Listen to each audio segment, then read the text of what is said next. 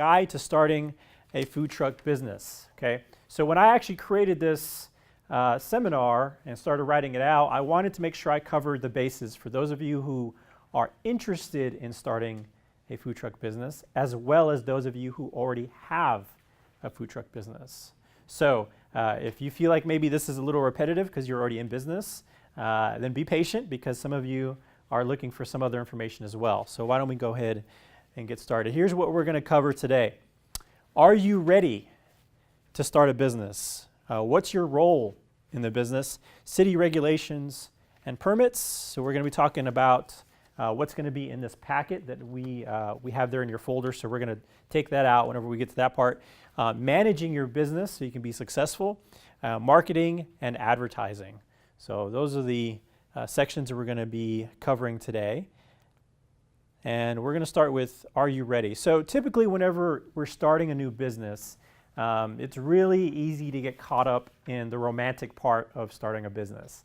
All of us have been staying up late at night or awake in our beds just dreaming of this business that's going to really take off and be successful here in San Angelo. We've all been there, we've all done it. That's how what entrepreneurs do. We're dreamers, right?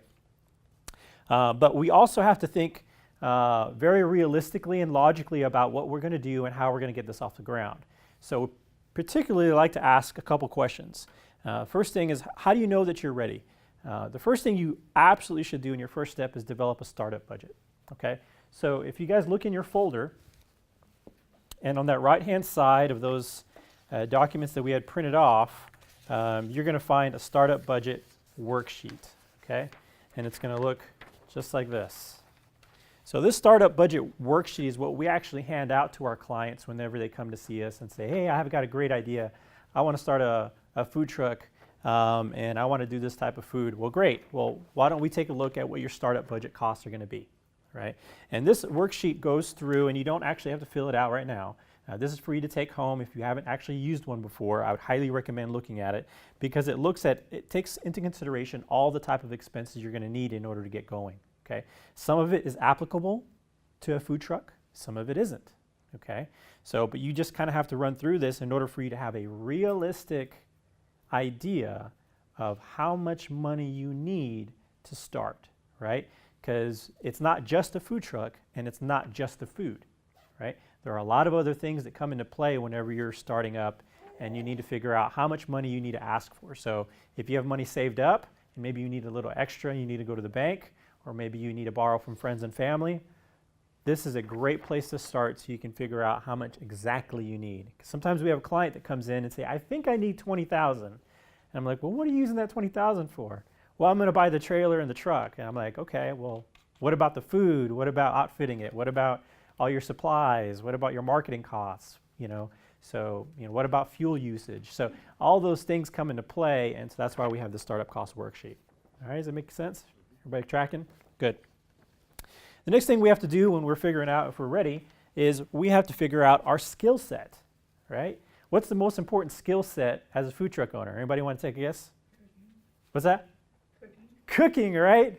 Yeah, cooking. So what are you cooking, and are you proficient at not just cooking the meal, but knowing how you can cook many meals in a short amount of time, right? Where's your skill set? Have you worked in the restaurant industry before? Have you owned a restaurant before? What was your role there? Did you just do the cooking, or did you manage part of the business? So we have to analyze what our skill set is so we know exactly what our roles are in the business, okay? So can the market support your business? So when we're first thinking about opening any type of business, whether it's a regular restaurant or a food truck, we have to figure out, will the current market support my idea for starting a food truck, okay? That's really important to do no matter what business you're getting into, because we have to know that people are going to be demanding what I'm giving, what I'm offering in terms of our services. So there's different ways you can actually find that out through the SBDC. We do have resources where we can analyze a market for you and determine if there's demand, or if there already are food trucks in San Angelo, how many are there? How many closed last year or this year? How many new ones are there? Is the market expanding? Okay.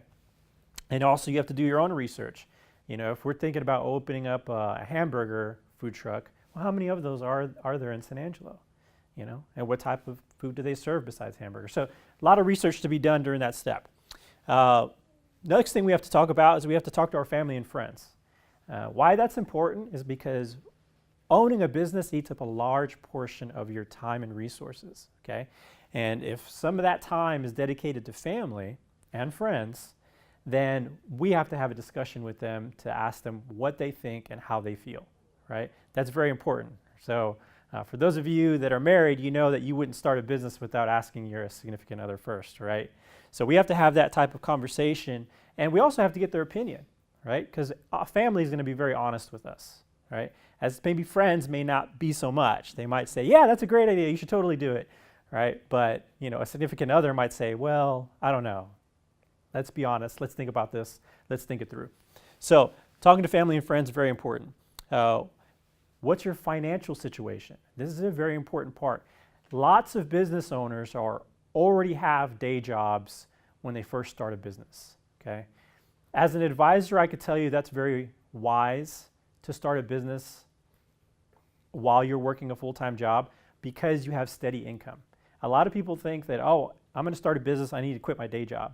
Please don't do that, okay? Please don't do that because, first of all, it takes a little bit of time for you to generate some revenue and some capital through your business in order for you to even pay your expenses, let alone give yourself a living wage, okay? So if you have a day job, then consider what your current financial situation is with that day job, okay?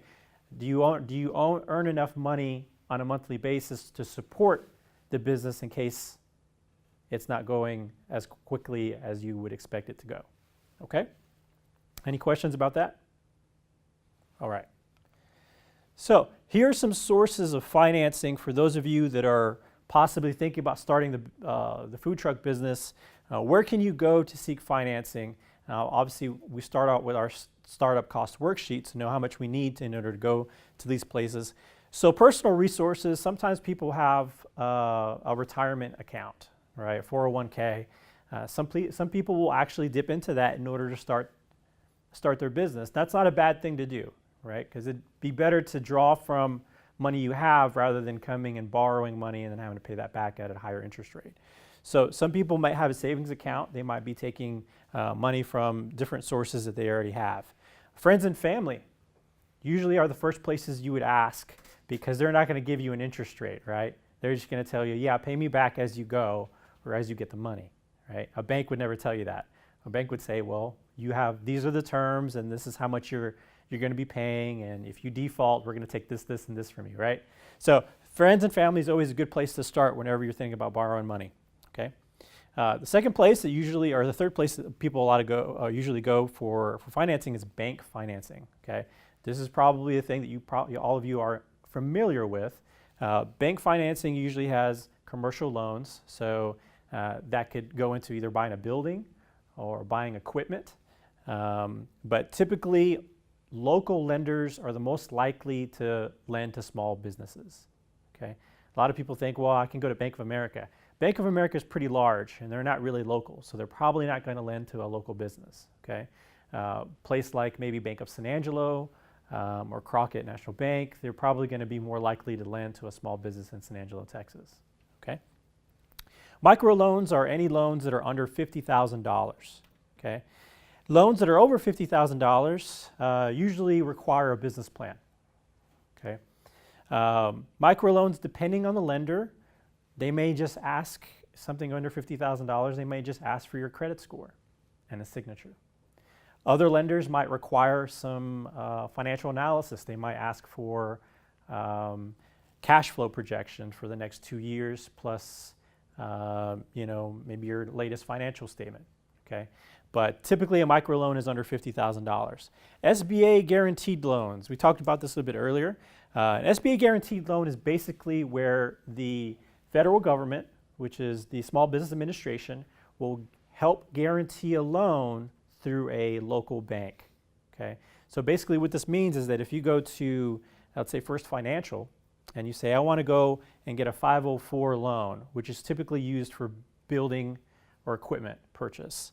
The SBA will come in and they'll tell the the bank, the First Financial Bank, will guarantee a portion of that loan for this borrower, which basically means that the bank won't have to put as much risk into it, but they get more benefit. So if you guys default on your loan, the guarantee basically says that the senior lien holder is going to be First Financial. And First Financial likes that deal. 504 deals are great with the SBA because it convinces the local lender, First Financial, that this is a good idea, right? Because they're not really losing much in this deal, but they're gaining pretty much everything since they're the senior lien holder.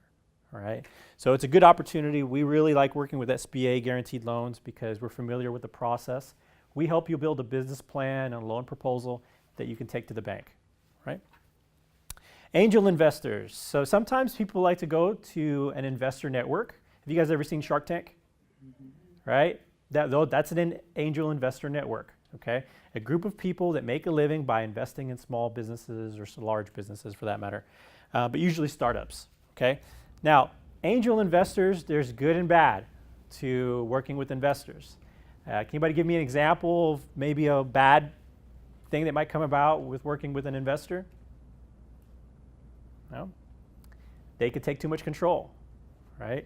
If they're asking for a bigger portion because they're wanting to invest more, they're going to say, well, we want this much control of the company, right?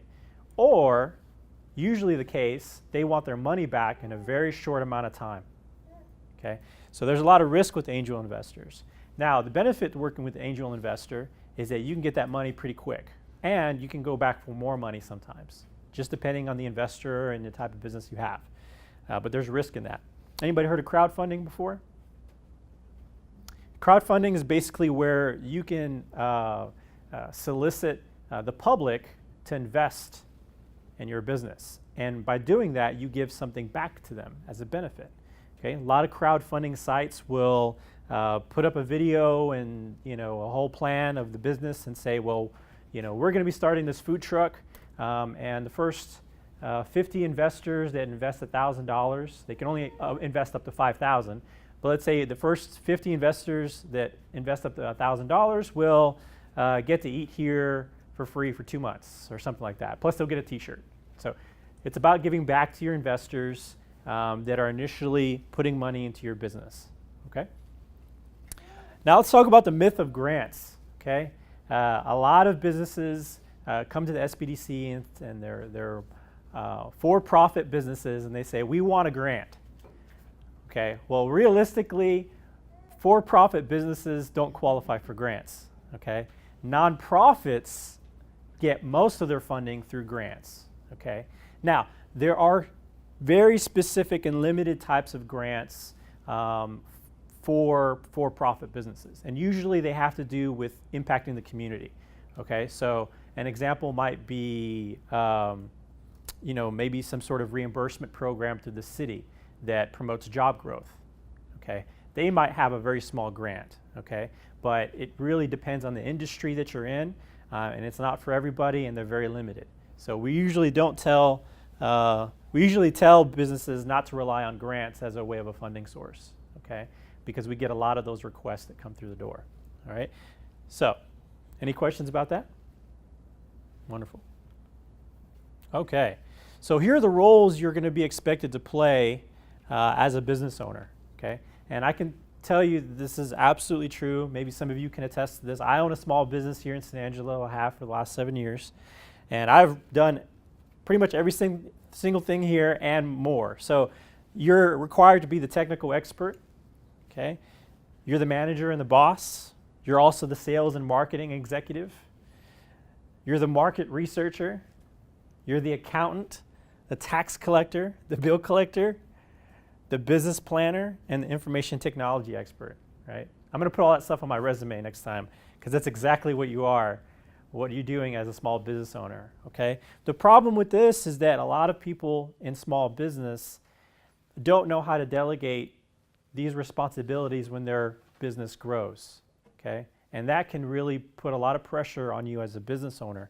So understanding what roles you have and then how you can delegate these out to employees or subcontractors is a great way for you to learn how to grow your business. Okay? Does anybody have any questions about this? We're going to transition a little bit more into an existing food truck business and giving out information on how to properly manage the business.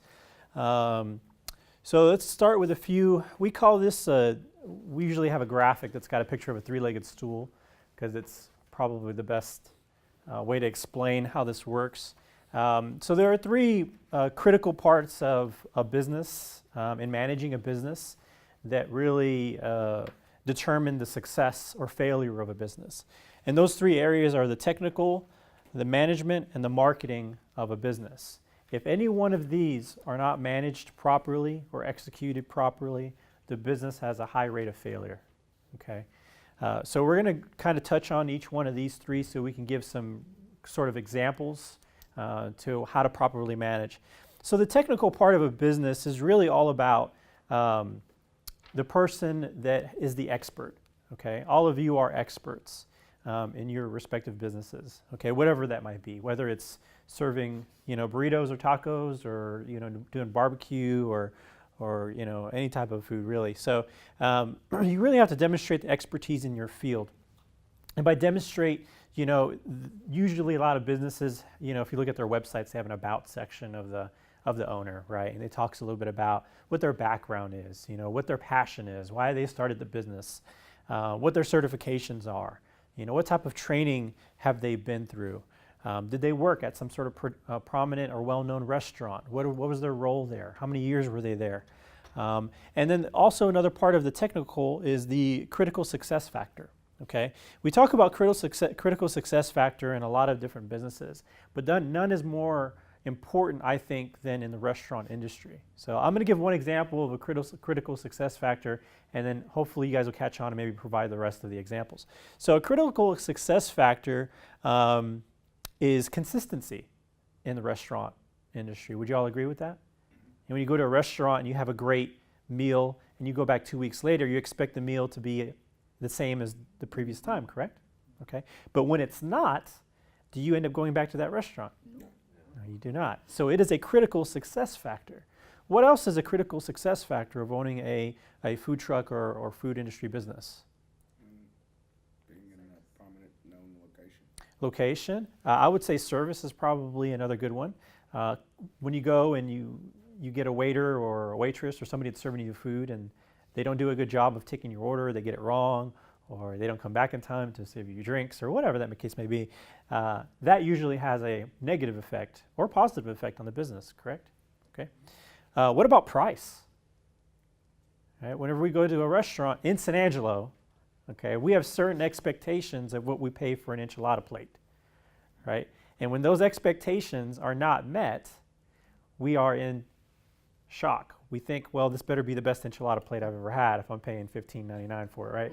So, but price is a very important part because of the fact that we expect that it is on par with our expectations for all the restaurants that are in town. Okay, and now we're not just talking about Mexican food, we're talking about all food.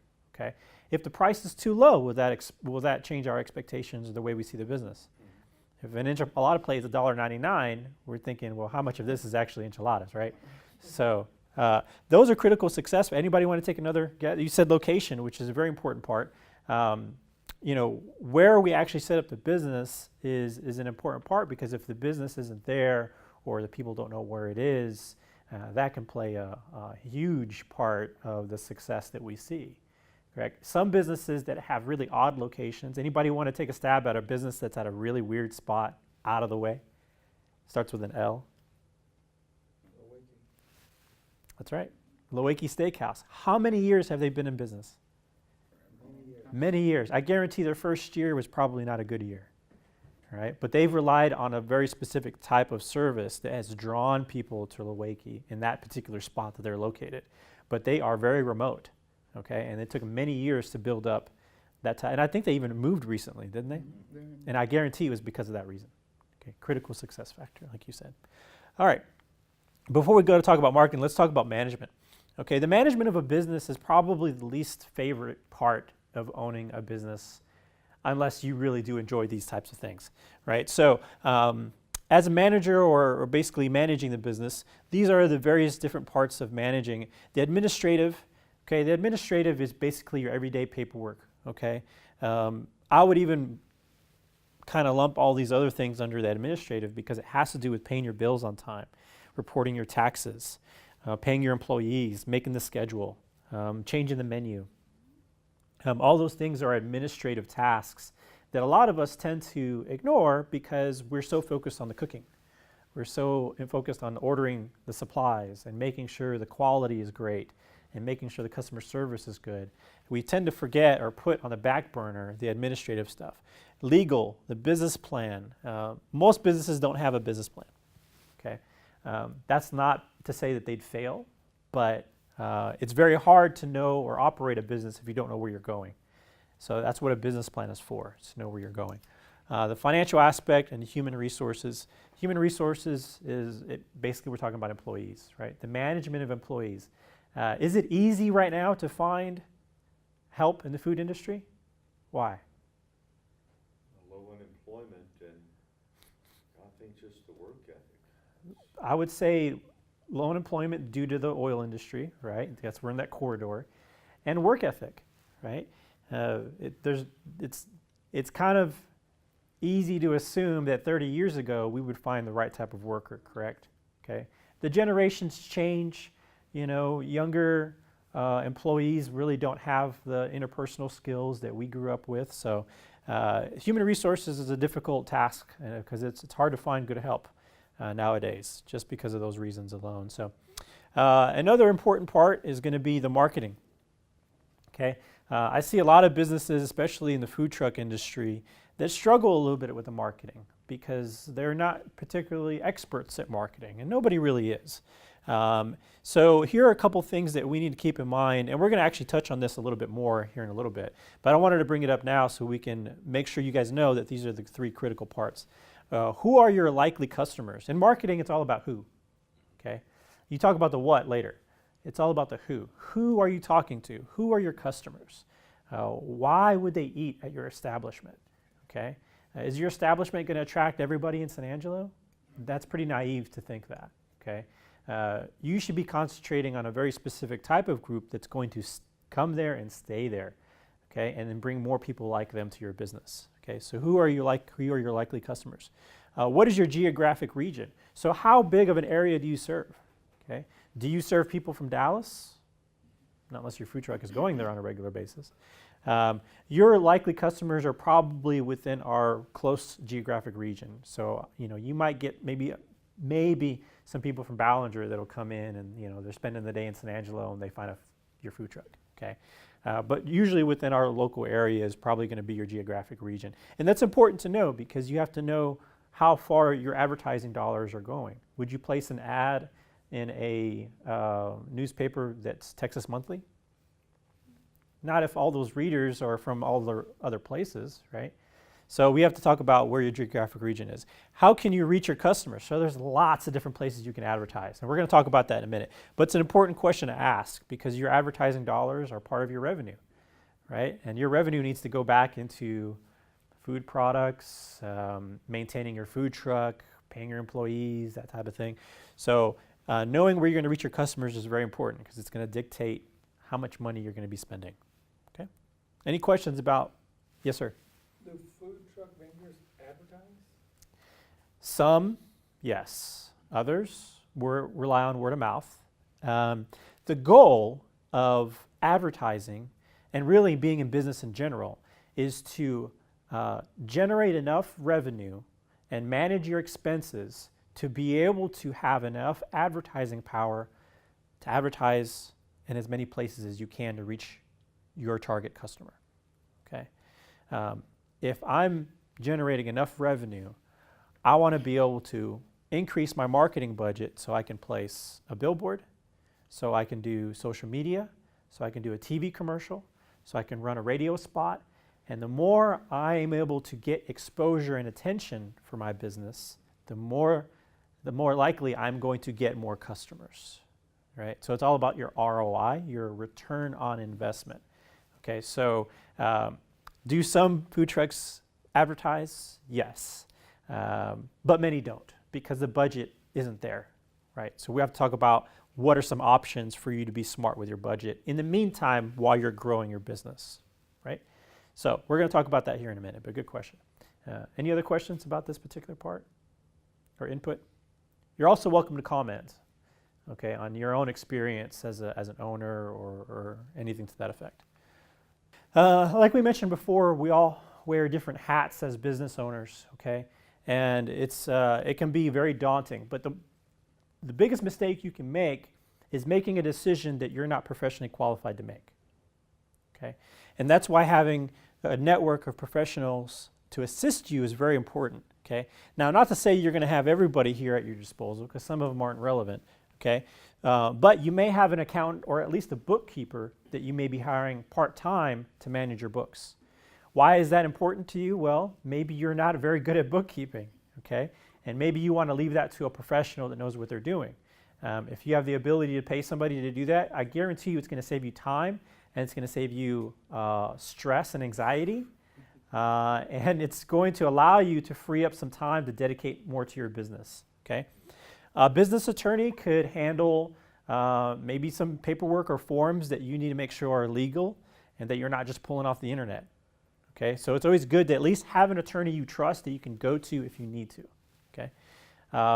A business banker, so if you have a loan, you want to be able to have a good relationship with that banker, so if you ever need to go back for extra capital for maybe expanding your food truck or your operation.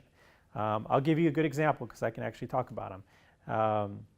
Senior Chang's, okay, they started off as a food truck, and then they expanded to a physical location. And, you know, he had to have a relationship with the local banker in order to expand his business. They caught fire, you guys remember that? Yeah, and then he had to rebuild, and then that kind of pushed him toward thinking about a physical location. And so he had established a relationship with a banker and, you know, develop a business plan and all that good stuff. So that's a good example of having a relationship with your local banker. Insurance agent, I just gave you an example why it's important to have not just insurance, but a local insurance agent that you can talk to. Realtor only comes up when you're dealing with property, okay? So, but it's always good to have somebody in your corner whenever you're making these decisions. And then finally, us here at the SBDC. We're always here to give you an advice or put you in contact with somebody that knows the answer, okay? That's the reason why we're here. There we go. All right, choosing your legal entity. This is a big question that a lot of business owners have. You know, I know I want to be in business.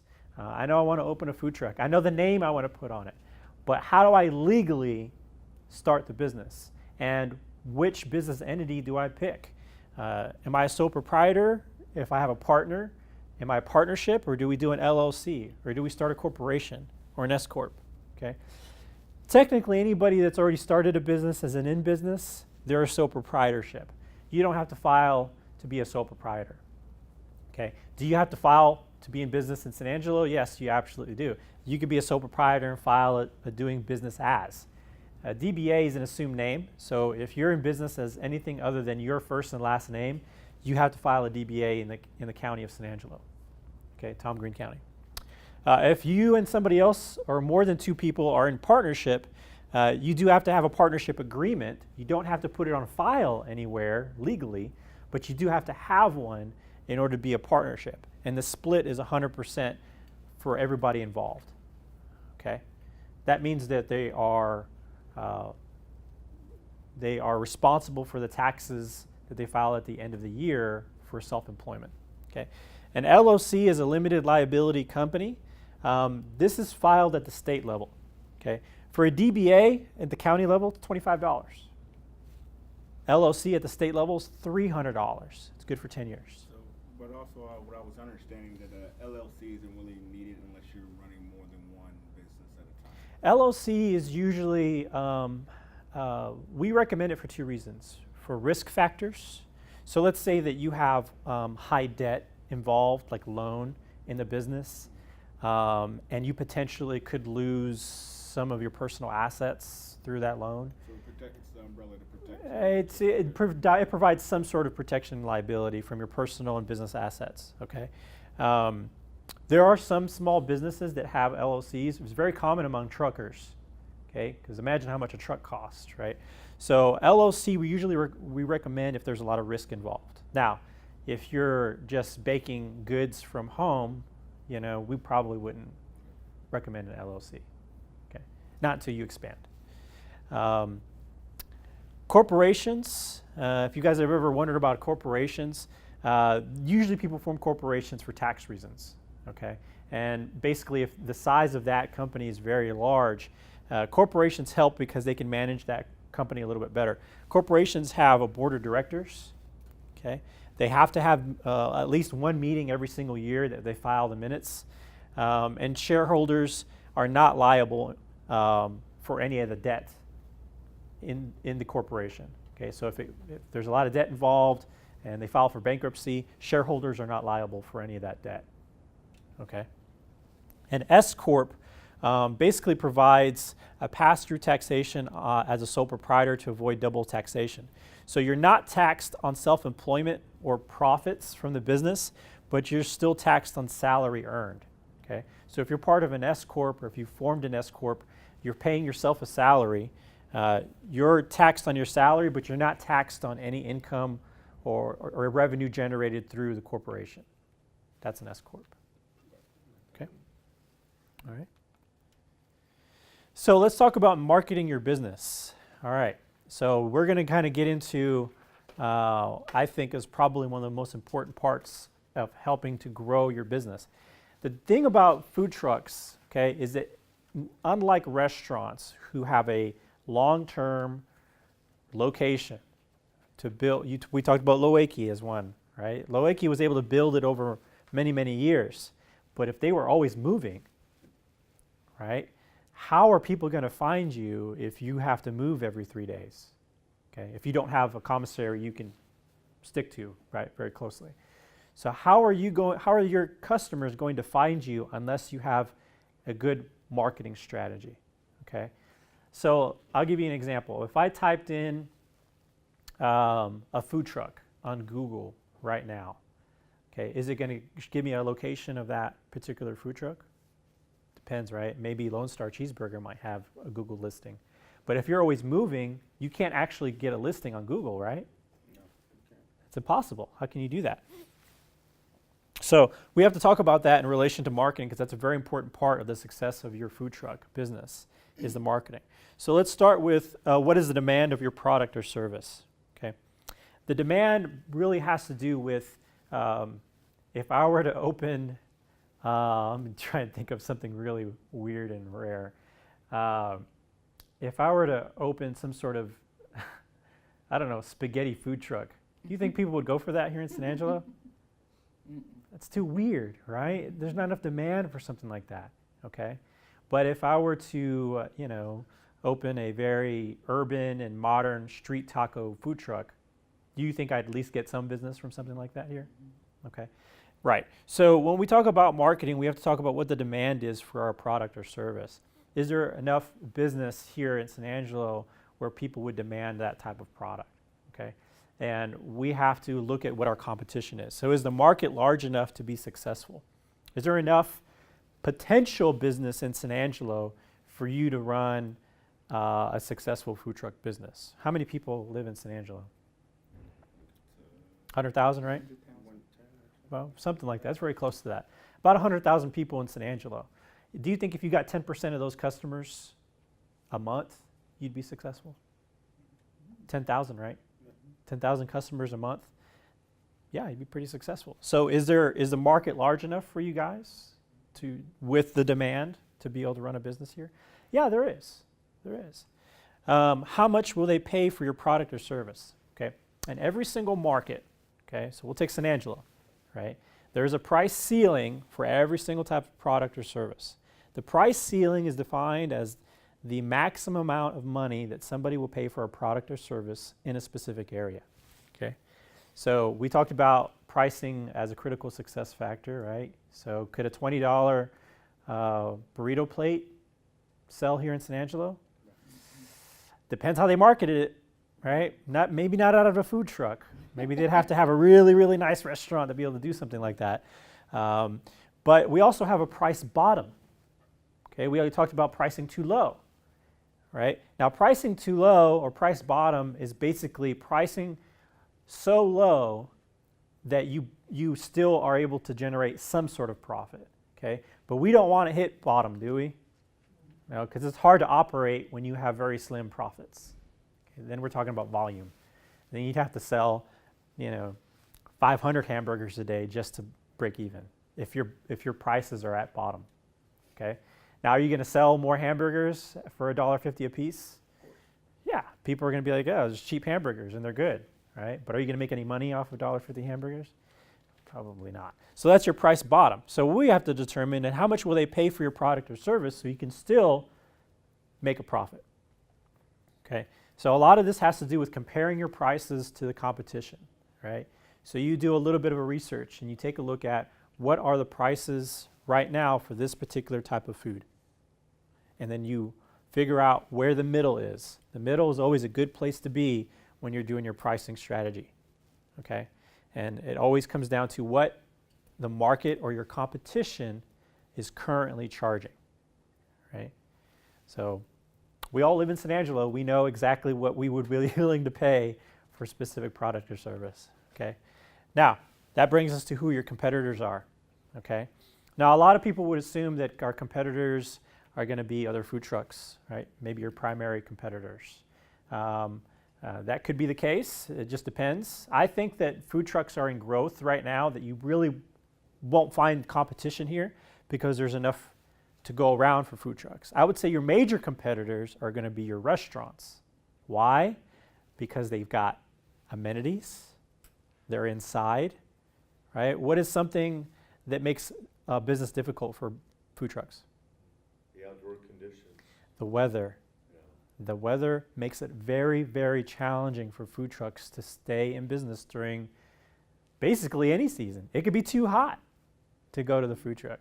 It could be too cold to go to the food truck, right? So your major competitors are going to be your restaurants that have indoor seating, AC, heating units, all those types of things, restroom facilities. Those are all challenges, right? I compare a food truck to basically an incubator business, a startup, right?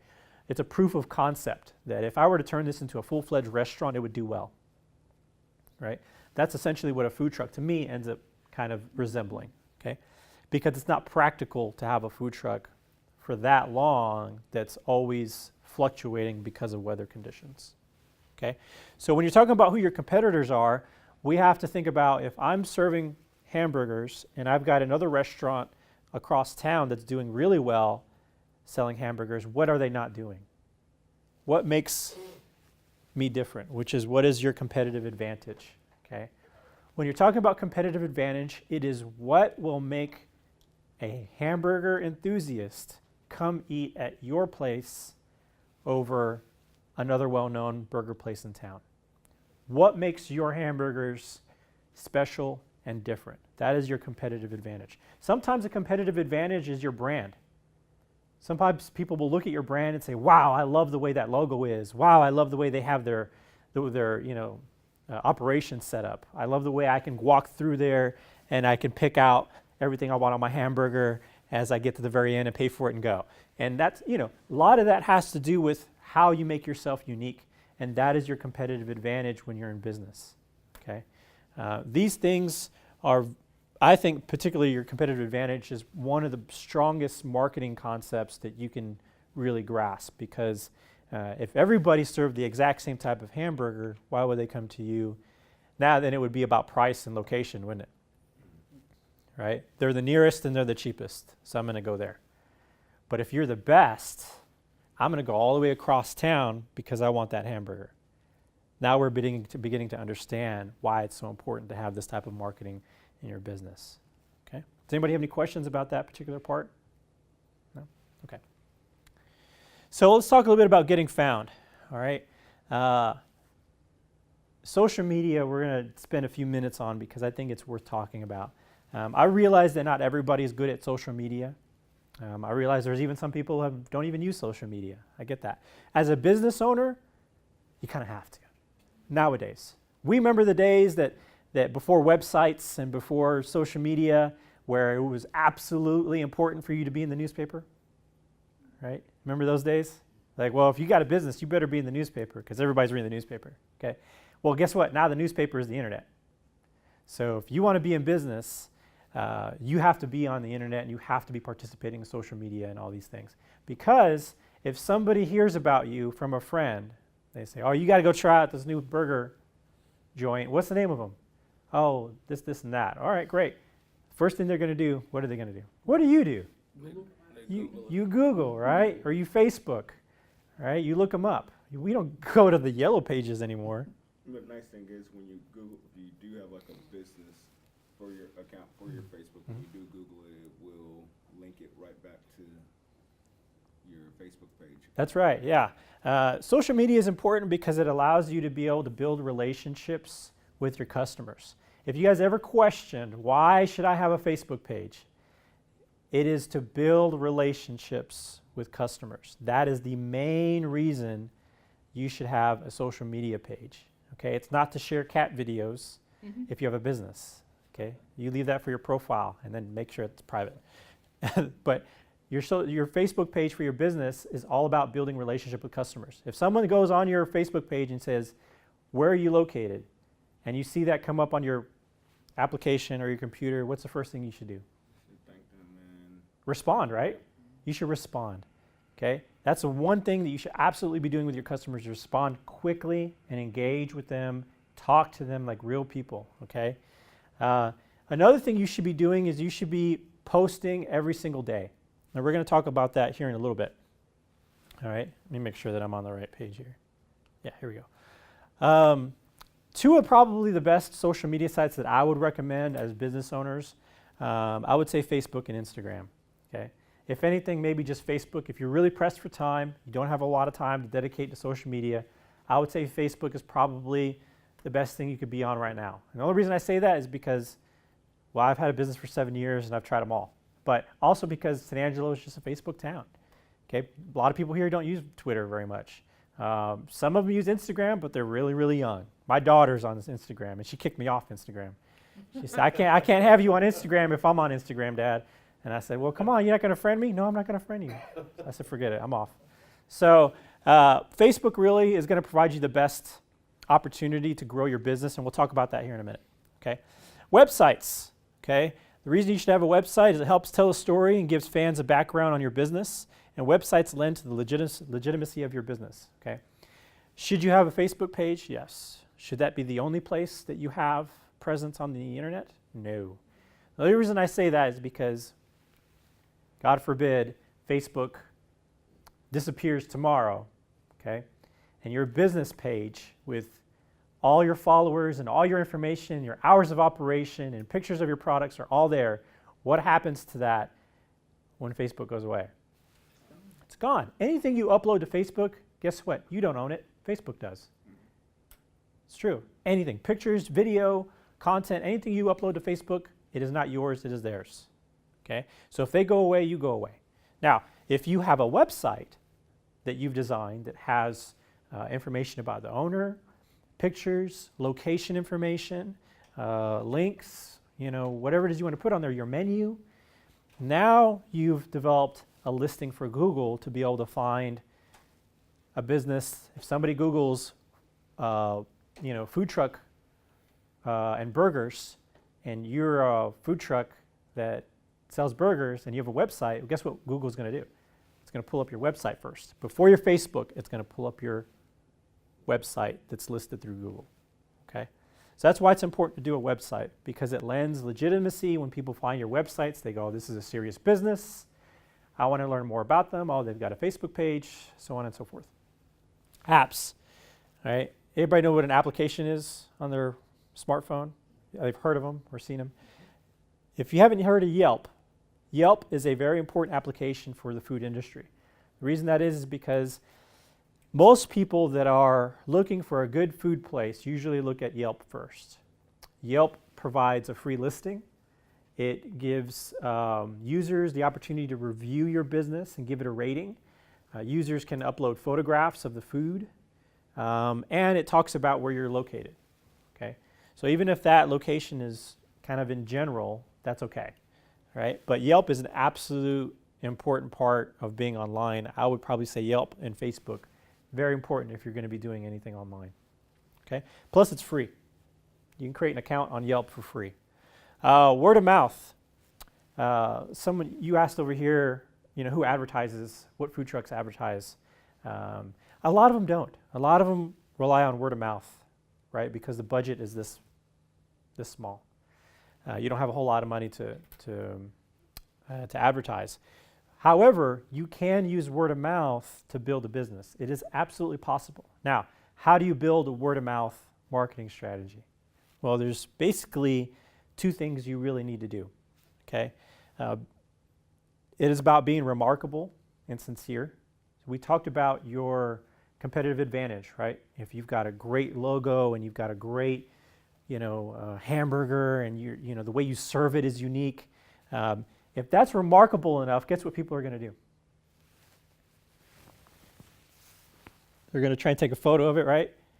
And they're going to post it up, and they're going to tell their friends, "You got to check this out." They put a steak knife right through the burger, and the steak knife has got all this crazy stuff on it, and it's right through it's remarkable, right? They want to talk about it.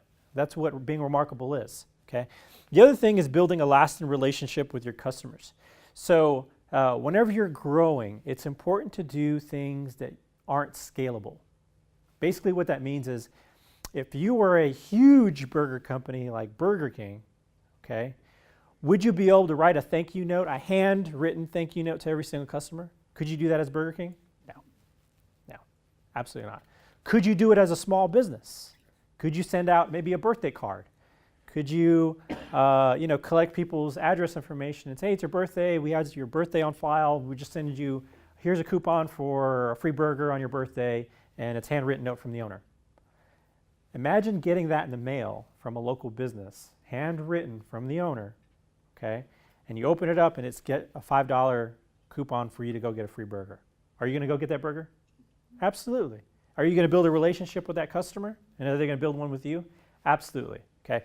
So as you're growing, it's easier to do these type of word of mouth marketing because you're small. Okay. You don't have 1,000 customers yet, but by doing this, you will get more customers quicker, faster than your competition. Okay. So that's a way that you can do some relatively free or low cost marketing that builds up an audience without you having to place an ad in the newspaper or go to the radio station or get a billboard and all those types of things. All right, does that make sense for you guys? Good. All right, how to manage social media. So I've developed this little strategy. This is years of me doing it myself. This comes from my degree in marketing and e-commerce. These are the most effective ways for you to manage your social media page and basically build some more clients, okay? So you should be posting every day if you're on social media. Every day you should be posting, okay? I know that seems like a lot to some people, but it only seems like a lot if you're posting the same thing every day, okay? So every day should have a goal. All right, I'll give you an example. So Monday is all about the process, okay? So Monday you want to post a video of you actually cooking the meal. What ingredients go in there? Maybe you don't have to show everything, but you can show the process in very short pictures or a little short video. You can talk about it in text. And Tuesday, you're going to highlight a customer. Tuesday's Customer Appreciation Day. I'm going to talk about a customer that's been coming in, getting the same meal every single day. This is their story. This is who they are. This is what they get. And we're going to name the meal after them because we love them. Customer Appreciation Day is Tuesday. Wednesday, Promotion Day. We're talking about all the new stuff we have on our menu. What do restaurants do usually? Every day is Promotion Day. Every day you're talking about what's on the menu. This is a picture of the food. Most restaurants do that every single day, and we get tired of it, right? It's not fun. It's not new. It doesn't make me want to talk to them. But when we change it up because we have a different goal every single day, then we get more engagement. We get more people wanting to talk to us, learn about us. We might have a day that talks about a new employee. Who knows? Okay? Every day should have a goal. Number 3, respond to comments and messages promptly. So if somebody sends you a message through a social media page and they just ask you where you're located, Facebook actually measures how quickly you respond, and it advertises how quickly you respond. It'll say at the top of the page, it'll say usually responds within 36 hours. Oh my gosh, 36 hours, that's way too long. It should say within 1 hour. That's usually pretty good. I think if it's less than 30 minutes, it turns green. Something like that, yeah. So the quicker you respond, the more likely people are going to message you, okay? If they just respond in comments, so you posted something and they say, wow, that looks really good, do you just leave that alone? Do you give it a thumbs up? No. You say, you should come by because we've got this, this, and this, and if you come by in the next few minutes, you know, I'll give you a high five, put you on our social media page, whatever. Respond back to the messages, because as you respond more and have conversations, Facebook will measure that as responses, and then you'll show up on everybody else's Facebook, you know, more frequently, right? And if you've ever managed a social media page as a business, but sometimes when you post something and you don't get anybody to comment, it's just nothing. It's because there's no engagement. There's nobody responding, okay? And then Facebook just doesn't push you up in front of people, okay? So if somebody, even one person responds, respond back with something, with a sentence, not just an emoji, all right? Post great pictures. More people are likely to engage or share or comment on a post if there's a great picture attached to it. Even more so if there's some ridiculous quote that's on that picture, people are more likely to respond and share. Don't ask me why. It's some sort of psychology thing. People just do it, okay? But post great pictures, okay? Write attention-grabbing headlines. Whenever we're flipping through our news application, the things that we usually stop and click on have to do with attention-grabbing headlines, okay? The same thing works on social media. If you write an attention-grabbing headline on your post, okay, more people are going to want to engage and find out what that's about, right? So you can't just be descriptive. Oh, this is a hamburger that's got, you know, comes with French fries and free drink. And no, it's got to be engaging. Hamburger changes lives. That's something that's going to be a little bit more engaging and interesting as a post than if you were just descriptive. Does that make sense? Okay. Invest in your growth, all right? You were talking about advertising earlier and how much you're going to spend, right? If you really want to succeed on social media as a business, you have to be willing to invest in your growth. Social media, or Facebook at least, allows you to spend money in order to advertise to your followers or your potential followers. The great thing about social media or Facebook is you can actually see who's clicking or how many people are clicking on your post or your advertisement. Your views, and you can also set it to your demographic that you want. That's right. You have control over picking who you're advertising to. You can pick an age group. You can pick what their employment is, whether they graduated high school or not, whether they have an anniversary coming up. All those things you can do on Facebook with your advertising, okay? As far as I know, you can't do that with a TV ad. As far as I know.